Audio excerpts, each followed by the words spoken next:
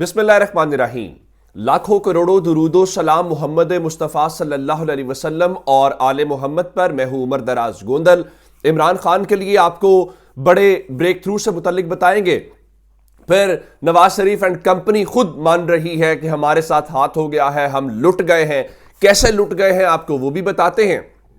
और उसके बाद सदर पाकिस्तान के हवाले से जो इस खबरें आ रही हैं कि वो किसी भी वक्त दस्तखत करेंगे और दस्तखत करते ही पूरे का पूरा काम जो है वो बिल्कुल एक ऐसी सूरत हाल में चला जाएगा जहां हमारे कंट्रोल में भी ना हो। देखिए, इस वक्त इस्लामाबाद के अंदर ये बड़े वाज़े और खुले अंदाज के अंदर ये कहा जा रहा है कि जो पूरा इलेक्शन कमीशन है वो अपनी पूरी टीम के साथ किसी भी वक्त मुस्ताफ़ी हो सकता है।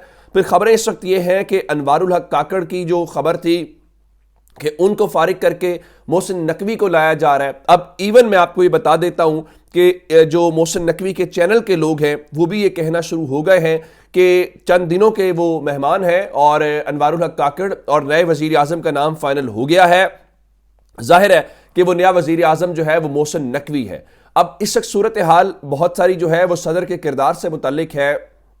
कहा यह जा रहा है कि चूंकि इलेक्शन में जाना है और इलेक्शन वाली सूरत हाल कंट्रोल नहीं हो रही, तो इसमें एक मामला है और वो है मुआशी इमरजेंसी का, और उसमें सदर साहब जो हैं उनको कायल किया जा रहा है। और सदर साहब अगर कायल हो गए, सदर साहब मान गए, तो इसका मतलब ये होगा कि किसी भी वक्त सदर साहब दस्तखत करेंगे और यूं पूरे का पूरा निज़ाम लिपट जाएगा। जो अब तक की इत्तलात है उसके मुताबिक सदर आरिफ अलवी जो हैं वो डटे हुए हैं, वो इस चीज़ के ऊपर कायल नहीं है, लेकिन भरपूर तरीके से मनाया जा रहा है। और बहुत सारी बातें इस किस्म की जा रही हैं कि या तो सिस्टम लपेट दिया जाएगा या सारा सिस्टम, इस किस्म की चीज़ें हमारे सामने इस वक्त दिखाई दे रही हैं। अच्छा, जो बड़ा ब्रेक थ्रू है इमरान खान के लिए फ़िलहाल, इमरान खान इलेक्शन में जाना चाहते हैं। इमरान खान को पता है कि कौम उनके ऊपर किस कदर एतमाद करती है और वो कौम के ऊपर यकीन कर रहे हैं। अंदाज़ा इस बात से कर लीजिए, रात को यहां पे सोशल मीडिया एप्स को डाउन किया गया, यानी यूट्यूब बंद था, फेसबुक बंद था, ट्विटर बंद था, इंस्टाग्राम बंद था। वजह क्या थी?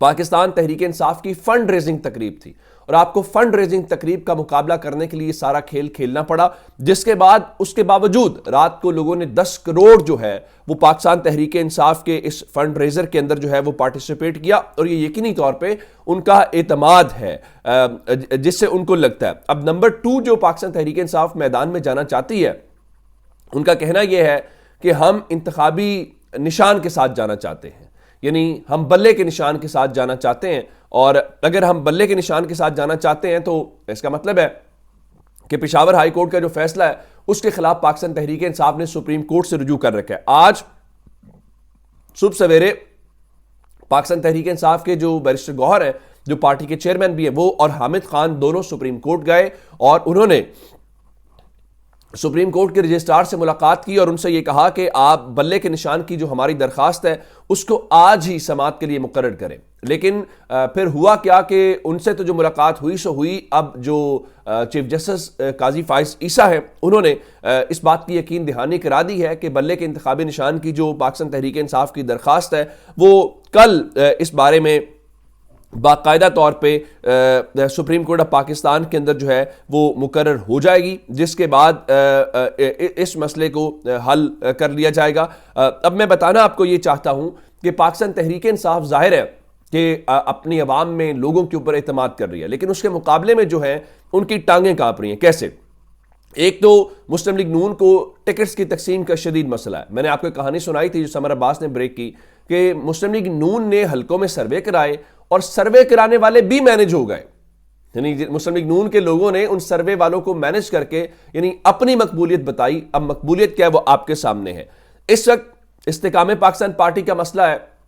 मुस्लिम लीग नून एक जानिब कहती है कि वो लाहौर में सीट एडजस्टमेंट नहीं करेगी, लेकिन जाहिर है वो जो इक्तदार में आपको लेके आ रहे हैं वो कहते हैं जी आपने करनी है। प्रॉब्लम ये है, फिर रात को इरफान सिद्दीकी ने कहा जी मुस्लिम लीग नून जिनसे वादे करती है वो वादे पूरे करती है।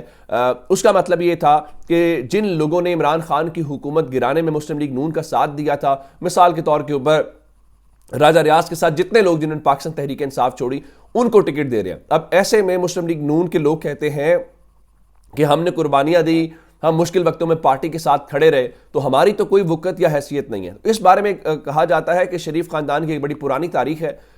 اگر اچھا وقت ہو تو یہ آپ کے گلے پڑ جاتے ہیں، اگر برا وقت ہو تو آپ کو پاؤں پڑنے کے لیے بھی تیار ہوتے ہیں۔ اور اس کے بعد ایک اور بات جو انہوں نے مانی، جو ہم آپ کے سامنے نشاندہی بھی کر رہے ہیں، کہ دیکھیے مسلم لیگ نون جو ہے وہ اس وقت انتخابی مہم نہیں چلا رہی، ایون نواز شریف کے جو جلسے ہیں وہ بھی اب تک شیڈیول نہیں ہوئے۔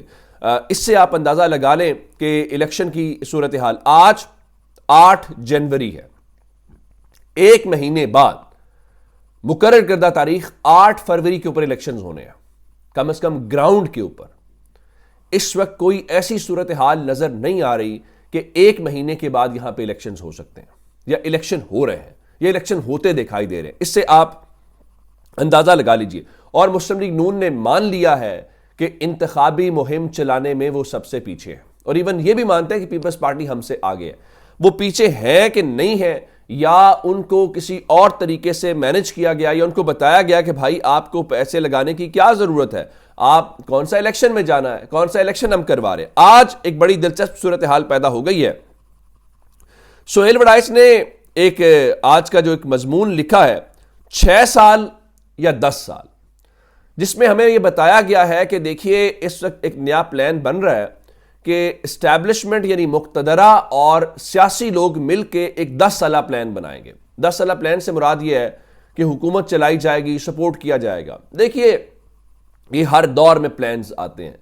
کیا عمران خان کے دور میں ہم نہیں سنتے تھے کہ 10 سالہ پلان ہے؟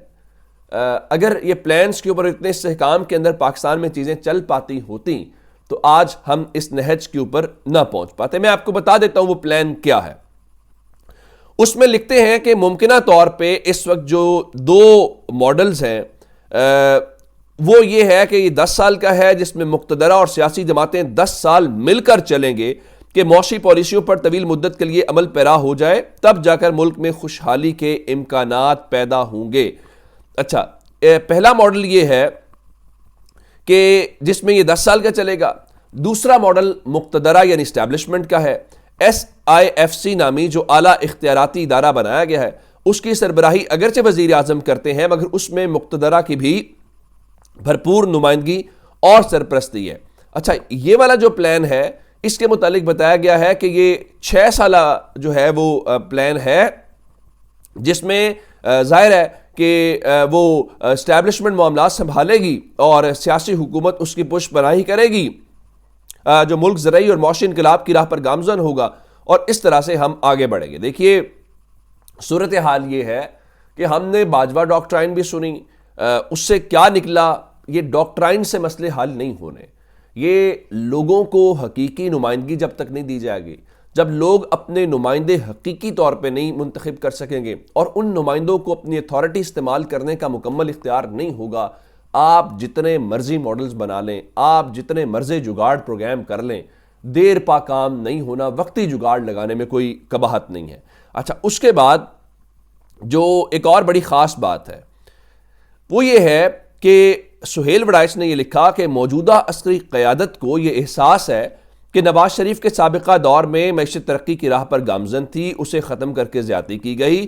جس طرح نواز شریف کے خلاف مقدمات بنائے گئے اور اداروں نے جس طرح کردار ادا کیا، اس حوالے سے بھی موجودہ عسکری قیادت یعنی ملٹری لیڈرشپ کو شدید تحفظات ہیں۔ پھر اور لکھا، نون کی اعلیٰ قیادت کا اندازہ ہے کہ موجودہ عسکری سربراہ یعنی ملٹری چیف جو ہیں، آرمی چیف، ماضی کے لوگوں سے مختلف ہے، وہ دھوکہ نہیں دیتے اور جو کہتے ہیں وہی کرتے ہیں۔ اچھا، اب یہ مضمون ایک طرف والا ہے، دوسری جانب ایک اور بھی مضمون آیا ہے جس میں آج انصار عباسی نے ہمیں بتایا ہے کہ نہ تو عمران خان بدلے ہیں اور نہ ہی عمران خان کا بیانیہ بدلا ہے، اور وہ مضمون اکانومسٹ کا ہے جو کسی کو سانس نہیں لینے دے رہا، اور ان میں لکھا کہ عمران خان کے دی اکانومسٹ میں آرٹیکل نے تحریک انصاف کے ان رہنماؤں کے لیے مشکلات پیدا کر دی ہیں جو پارٹی کے فوج مخالف بیانیے کو پیچھے چھوڑ کر آگے نکلنے کا راستہ پیدا کرنا چاہ رہے ہیں۔ اچھا، اس کے بعد لکھا، کہا گیا کہ عمران خان ماضی قریب کے اپنے متنازع فوج مخالف بیانیے کو نہیں دہرائیں گے، لیکن خان صاحب کے بیرون ملک شائع ہونے والے مضمون نے تو ثابت کر دیا کہ نہ عمران خان بدلے ہیں اور نہ ان کے الزامات اور نہ ہی ان کا بیانیہ۔ بالکل یہ بات درست ہے، اور میں بھی اس دن جب عمران خان کا وہ آرٹیکل میں نے پڑھا تو میں نے بھی آپ کے سامنے یہی الفاظ دہرائے تھے کہ کم از کم اس مضمون کو پڑھنے کے بعد یہ ریئلائزیشن ہوتی ہے کہ عمران خان وہیں کے وہیں کھڑے ہیں جہاں وہ 5 اگست گرفتاری سے پہلے تھے. جو یہاں پہ لوگوں کا خیال ہے کہ وہ شاید ڈیل چاہ رہے ہیں، شاید اس طرح، کم از کم وہ اس کے اندر ہمیں نظر نہیں آ رہا. اچھا، اب ایک جانب یہ صورتحال ہے کہ جو ہمیں یہ تاثر مل رہا ہے کہ عمران خان کا مکو ٹھپنے والا اور 10 سال اور 6 سالہ پلان، دوسری جانب پی ڈی ایم جو ہے اس کو سمجھ نہیں آ رہی اس نے کرنا کیا ہے. اس نے چھتری تلے رہنا ہے یا اس نے عمران خان کے حوالے سے یہ تاثر قائم کرنا ہے کہ عمران خان لاڈلے ہیں. اب ان کا یہ بن نہیں رہا. مثال کے طور کے اوپر فضل الرحمان کہتے ہیں یہ کہنا مشکل ہے کہ لاڈلے کو سپورٹ کہاں سے مل رہی ہے. مصیبت یہ ہے کہ پانی کھیتی تک نہیں لے جایا جا رہا بلکہ کھیتی کو اٹھا کر پانی تک لایا جا رہا ہے اور لاڈلے کا لاڈ عدلیہ اٹھا رہی ہے. یعنی ان کا مطلب یہ ہے کہ یہ جو آپ فیصلے کر رہے ہیں، اگر کوئی آپ انصاف کرنا چاہتے ہیں یا لوگوں کو، تو وہ بند کر دیں. آپ بس نہ عمران خان کے کیسز سنیں، عمران خان کو سائفر میں سزا دیں، عمران خان کو توشہ خانہ میں سزا دیں، عمران خان کو القادر ٹرسٹ میں سزا دیں، عمران خان کو ہر قسم کے واقعات کے اندر سزا دیں تاکہ ہمارے لیے کام جو ہے وہ آسان ہو جائے. لیکن ظاہر ہے کہ وہ ہو نہیں پا رہا. دوسرا ایک بڑی افسوسناک خبر ہے، چونکہ میں نے کہا کہ الیکشنز سر کے اوپر ہیں اور بار بار یہ کہا جا رہا ہے کہ سیکیورٹی کا مسئلہ ہے، بار بار کہا جا رہا ہے کہ موسم کا مسئلہ ہے. باجوڑ سے صبح سویرے آج افسوسناک خبر سامنے آئی ہے. پاکستان کے اندر پولیو مہم کا آغاز ہوا ہے، تو وہاں پہ پولیو مہم کے اوپر جانے والی جو پولیس اہلکاروں کی گاڑی ہے اس کے اوپر دھماکہ ہوا ہے اور ابتدائی اطلاعات کے مطابق پولیس کے 5 جوان جو ہے وہ شہید ہو گئے ہیں جبکہ 15 کے زخمی ہونے کی اطلاعات ہیں. اور ایسے میں اس قسم کے واقعات جو ہیں وہ صورتحال کو مزید گمبھیر بھی کر سکتے ہیں اور فضل الرحمان جیسے لوگ مزید کہیں گے دیکھیں جی ہم تو کہہ رہے تھے کہ حالات ٹھیک نہیں ہیں. اپنا بہت سارا خیال رکھیے گا. خدا حافظ.